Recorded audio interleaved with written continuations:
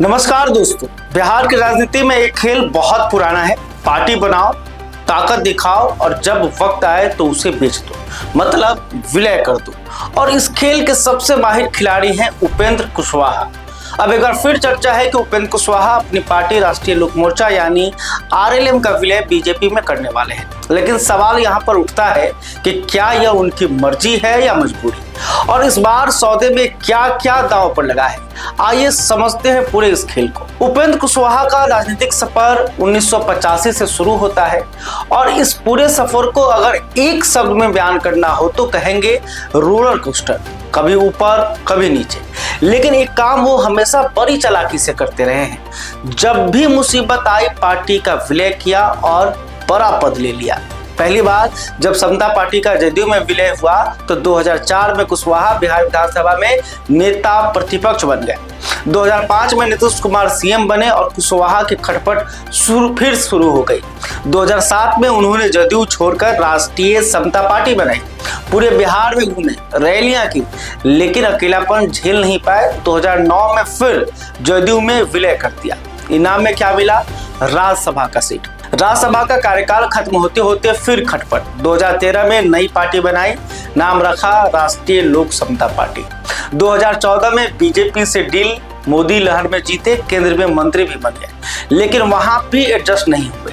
2020 के बिहार चुनाव में अकेले उतरे और मुंह की खाई, न सांसद रहे न विधायक रहे। फिर वही पुराना दोस्त नीतीश काम आए। मार्च 2021 में आरएलएसपी का जदयू में विलय किया और बन गए एमएलसी और जदयू संसदीय बोर्ड के अध्यक्ष। लेकिन पटना में दिल्ली वाला मजा नहीं मिला। 2023 में फिर नई पार्टी बनाई, नाम रखा राष्ट्रीय लोक जनता दल। 2024 लोकसभा में एनडीए के साथ चुनाव लड़े और हार गए, लेकिन बीजेपी ने दिल बड़ा किया और राज्यसभा भेज दिया। 3 पार्टियां बनाई, तीनों का विलय किया, हर बार एमपी, एमएलसी या मंत्री पद मिला। यही है उपेंद्र कुशवाहा का असली पैटर्न। 2025 के बिहार विधानसभा चुनाव में उपेंद्र कुशवाहा की असली लॉटरी लगी। उनकी पत्नी समेत 4 उम्मीदवार विधायक बन गए। यह उनके लिए सबसे बड़ी राजनीतिक ताकत थी। और फिर उन्होंने एक ऐसा दांव चला जो बिहार की राजनीति में कम देखने को मिलता है। अपने उस बेटे को नीतीश कैबिनेट में मंत्री पद दिलवा दिया जो न विधायक है न विधान परिषद के सदस्य। सोचिए, खुद राज्यसभा सांसद, पत्नी विधायक और बेटा बिना एमएलए एमएलसी बने ही मंत्री।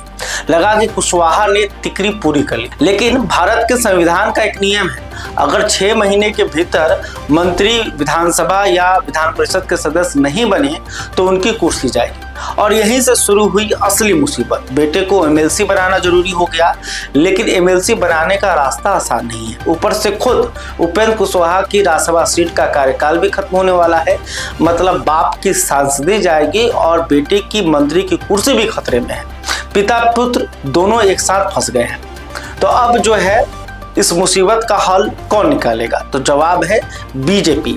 पटना से लेकर दिल्ली तक चर्चा है कि बीजेपी ने उपेंद्र कुशवाहा को साफ साफ संदेश दिया है कि अगर खुद को राज्यसभा चाहिए और मंत्री बेटे को एमएलसी का तमगा चाहिए तो अपनी पार्टी आरएलएम का विलय बीजेपी में कर दीजिए। हालांकि ना बीजेपी ने इसे कंफर्म किया है ना उपेंद्र कुशवाहा ने, लेकिन दिल्ली में मंथन चल रहा है। यह बात किसी से छुपी हुई नहीं है। अब सवाल यह है कि क्या यह कुशवाहा की मर्जी है या फिर मजबूरी? सच यह है कि इस बार दोनों एक साथ है। मजबूरी इसलिए कि बेटे की कुर्सी और खुद की सांसदी दोनों दांव पर है।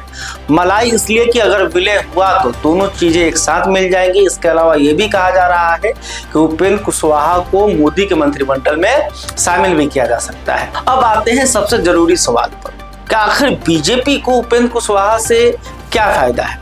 तो पहली बात, कुशवाहा के साथ उनकी पार्टी के 4 विधायक भी बीजेपी में आ जाएंगे। अभी बिहार विधानसभा में बीजेपी के 89 विधायक हैं, चारों आ जाए तो 93 हो जाएंगे। इसमें अगर चिराग पासवान के 19 विधायक जोड़ लीजिए तो एनडीए का यह खेमा 112 तक पहुंच जाता है। यानी सिर्फ बीजेपी का जो खेमा है वो 112 तक पहुंच जाता है।